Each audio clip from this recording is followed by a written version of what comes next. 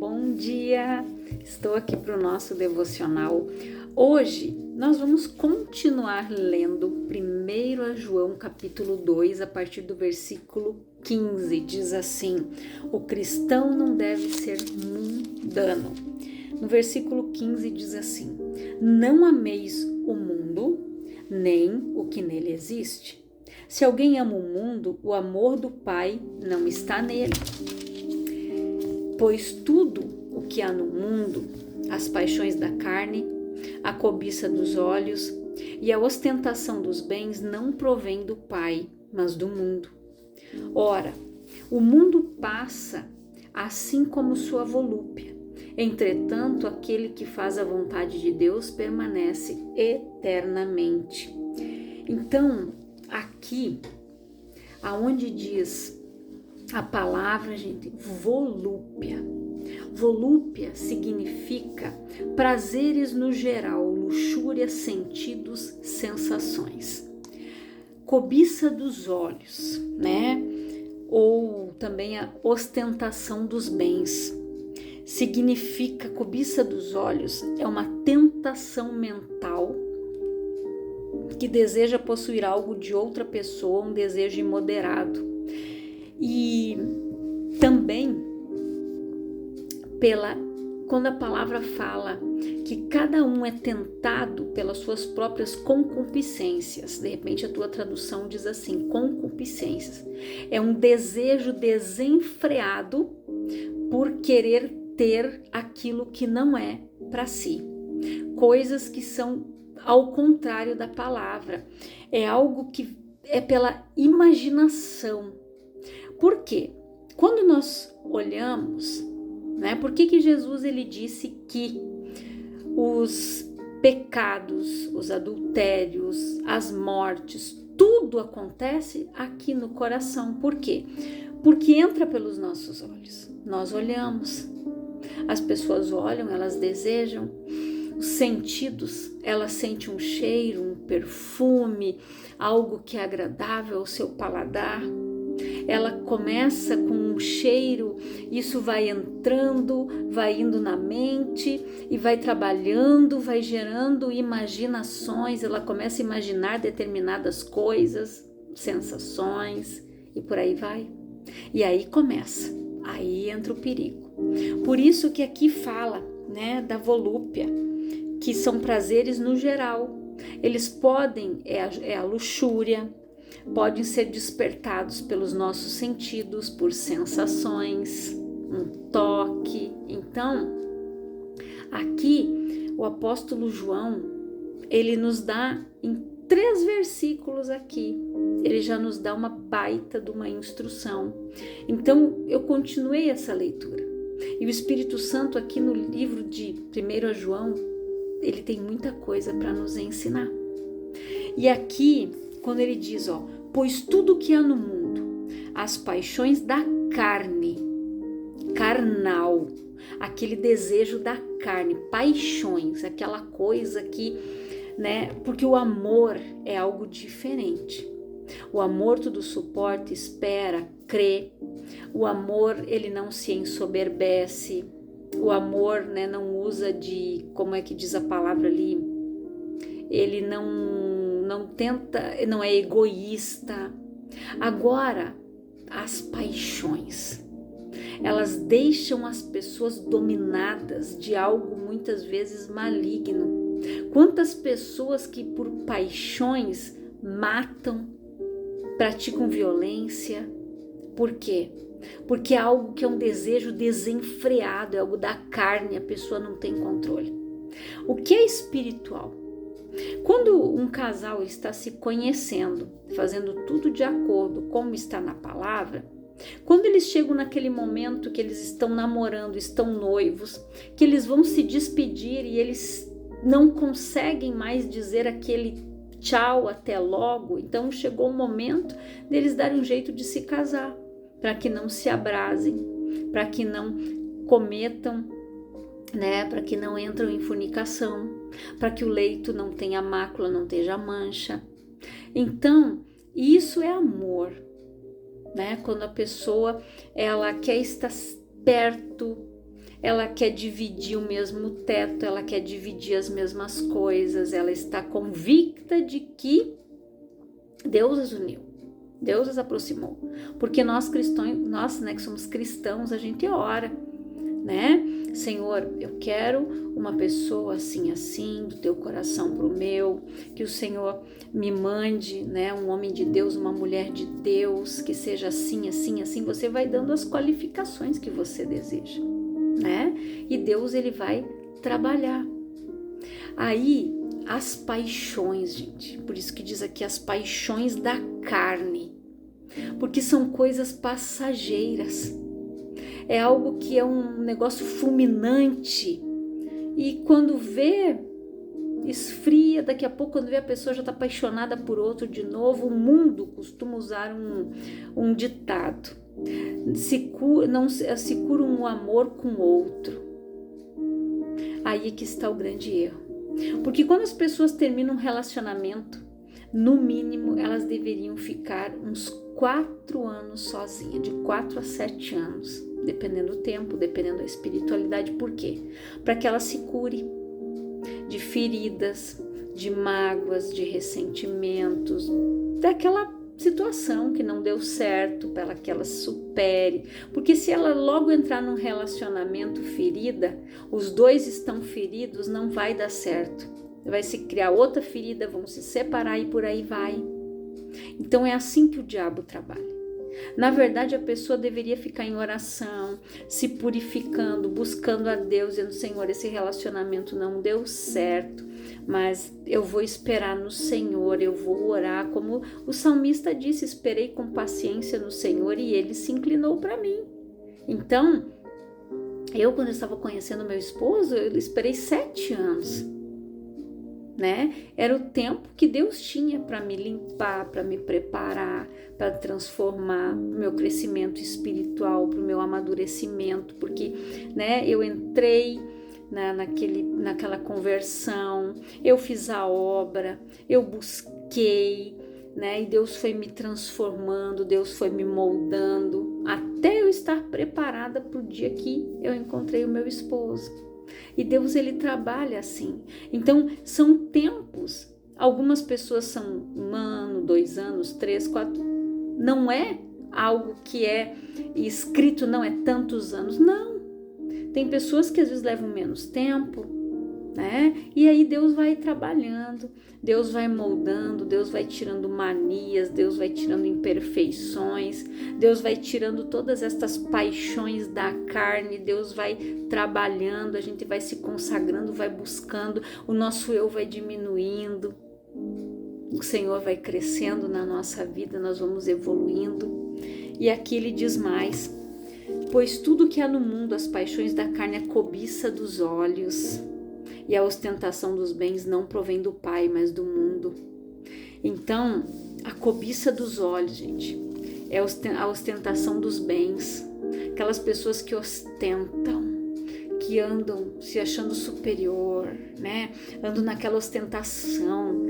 Você já viu aqueles vídeos que alguns famosos fazem, naquela ostentação, que não tomam água, é só espumante, tal coisa? Isso é ostentação dos bens, é se aparecer, é mostrar que tem, que esbanja. Isso não provém de Deus. Esse exibimento, essa exibição que eles precisam mostrar para o ego, isso não é necessário. Isso não provém de Deus. E a cobiça dos olhos é uma tentação mental. Por quê? Porque a pessoa vê e aquilo fica aqui, ó, trabalhando na mente, desce para o coração. E ela começa a desejar, possuir o que é do outro. O que é da outra pessoa, começa um desejo imoderado, começa aquela imaginação terrível. É assim que Satanás age, é assim que o espírito do mundo age na vida do ser humano. E ele fala mais: ora, o mundo passa, assim como a sua volúpia, ou seja, o mundo passa. Assim como os seus prazeres, assim como os seus desejos, as suas sensações, seus sentidos. Mas, entretanto, ele diz aqui, né? Aquele que faz a vontade de Deus permanece eternamente. E aqui, no versículo, deixa eu só ler aqui novamente, no versículo 15 ele diz, ó, não ameis o mundo, nem o que nele existe. Se alguém ama o mundo, o amor do Pai não está nele. Então, nós não podemos amar o mundo, as coisas do mundo. A nossa prioridade deve ser única e exclusivamente Deus, Jesus. Depois a nossa família, depois o nosso trabalho. Deus é a prioridade, Deus está no topo. As coisas do mundo são tudo isso aqui que João relatou. Só são desejos pecaminosos, cobiça dos olhos, que as pessoas olham. Nossa, que roupa, que grife que comprou, aquilo deve ser caríssimo. Olha aquele perfume. As pessoas vivem assim, presas na luxúria, na carne, desejando, almejando, ostentando querer ter aquilo que o outro tem. Eu brinco com as pessoas porque nós dizíamos, né, quando eu ainda morava ali em Lajeado, quando a gente sentia um cheiro de um perfume diferente, a gente sabia que era um perfume importado, né? Que era algo diferente, porque não eram perfumes que a gente era acostumado a sentir o cheiro, né? E a gente sentia aquele cheiro que pessoas, né, com um pouco de poder aquisitivo maior, nos médicos, nas médicas que trabalhavam ali conosco, as pessoas que vinham representantes, a gente sentia isso. Então a gente sabia, né, que era algo caro, que aquela pessoa tinha que ganhar um pouco mais para poder comprar um perfume daquele, né? Mas a gente achava bom, mas não ficava naquela coisa, nossa, que perfume é esse? Nossa, deve ser que a doutora, que cheiro é esse? Que perfume é esse? Não, era bom, né? A gente dizia que bom, né? Que essa pessoa consegue ter. Às vezes a gente via, né? As médicas, o pessoal bem vestido, bem arrumado. Eu achava bonito, mas eu não ficava cobiçando. Eu achava bonito, elegante. Elas se vestiam muito bem, elegantes, né? Bem apresentáveis. Não eram aquelas com os decotões, com tudo de fora, não. Elas andavam bem vestidas, elegantes, bem apresentáveis, algumas com seu jaleco, né? Com um salto, um batom, uma maquiagem suave. Então a gente achava bonito, porque era algo elegante. A gente aprendia, a gente olhava e a gente aprendia, nossa, que bonito, né? Olha só que legal. Mas não é aquela coisa do mundo que as pessoas precisam aparecer, as pessoas precisam se mostrar, porque elas precisam pro ego, elas precisam chamar atenção, elas têm aquele ego inflado. Isso são coisas do mundo, desejos carnais, coisas que precisam ser saciadas, cobiçando o que é dos outros, olhando, querendo ter o que é do outro, querendo ter o carro do outro, querendo ter a mulher do outro, querendo ter o marido da outra, querendo ter o cargo que a outra tem. Isso são desejos carnais, cobiçando. Por isso que a palavra diz, cobiçais e nada tendes, porque cobiçais para os seus próprios deleites. Então nós não podemos cobiçar, porque cobiça é pecado. Deus, ele disse, não cobiçais nada. E ele disse, a mulher do próximo, a fazenda do próximo, o escravo. Deus foi dizendo, nada. Cobiça é pecado, por quê? Porque a cobiça, ela entra nos olhos, ela gera aquela imaginação, desce para o coração e gerou. A pessoa falou, ela desejou. Então, por isso que aqui, João, ele nos adverte que nós não podemos amar o mundo. Ele diz, não ameis o mundo, nem o que nele existe. Se alguém ama o mundo, o amor do Pai não está nele. Porque o amor de Deus não é isso aqui. O amor de Deus, ele é aquele amor incondicional. É aquele amor que ele amou o mundo de tal maneira que deu o seu único Filho unigênito para que todo aquele que nele crê não pereça, mas tenha vida eterna. Então Jesus, ele não veio para condenar o mundo. E aqui o apóstolo João, ele está nos dizendo o que nós, como cristãos, o que nós não podemos desejar, almejar, querer, cobiçar, desejar. Ele disse aqui mais: pois tudo que há no mundo, as paixões da carne, a cobiça dos olhos e a ostentação dos bens, não provém do Pai, mas do mundo. Então a sociedade incrédula afasta-se do Senhor e é manipulada pelas artimanhas de Satanás, despreza a palavra de Deus. Os cristãos são encorajados a amar a humanidade e lhes pregar o evangelho, mas não devemos nos apegar às paixões mundanas, pois somos cidadãos dos céus, gente, não podemos esquecer disso, que nós estamos aqui para pregar a palavra, e Deus nos deixou aqui para ter o melhor. A palavra diz: se quiserdes e me ouvirdes, comereis e bebereis o melhor desta terra. Deus tem o melhor para mim e para você. Mas nada de ostentação e nada de desejar o que é do outro. Ele tem o melhor. Se quiserdes, é a tua escolha. Você quer? Então você vai comer e vai beber, você vai ter o melhor desta terra. Deus quer que nós nos vistamos bem, que nós comamos bem, que nós tenhamos um bom carro, uma boa casa. Só que tem pessoas, Deus conhece o coração do homem, só Ele conhece, que se ganhar isso aqui perde a salvação. Por isso que às vezes você se pergunta, por que uns tem tanto e outros não tem nada? Por que tem crente que vive dando aleluia, glória a Deus, e vive só com o mínimo porque Deus conhece o coração? Se ele ganhar isso aqui a mais, esqueceu de Deus, se inflou, perdeu a salvação. Então é melhor que ele viva com o pouco do que ele perca a sua salvação. Lá em Provérbios, Agur, ele disse: não me dê nem demais para que eu me ensorbebeça e esqueça de ti, e nem de menos para que eu não murmure. Me dê a medida exata daquilo que eu necessito. Se eu não me engano, acho que é Provérbios 30 que ele fala isso. Então, por quê? Ele se conhecia. Ele disse: Senhor, não me dá demais para que eu não me ensoberbeça e ache que não precise de ti. Não se torne autossuficiente.